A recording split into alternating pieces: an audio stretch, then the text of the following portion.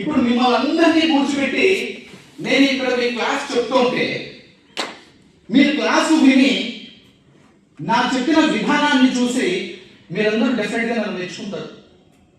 ముందుగా నేను ప్రిపేర్ చేయాల లేదు చెప్పడం చాలా బాగుంది. అంటే ఆ చెప్పే తీరు కానీ దాన్ని ఎదుటి వాళ్ళకి నచ్చినప్పుడే కదా చెప్పకపోతారు. లేకపోతే సైలెంట్గా ఉంటారు నచ్చకపోతే, లేదా ఎప్పుడెప్పుడు లేచి వెళ్ళిపోదాం అనుకుంటుంటారు. వాళ్ళ మైండ్ ఎప్పుడో డైవర్ట్ చేస్తారు. నచ్చితేనే ఎదురు చూపులు చూస్తారు.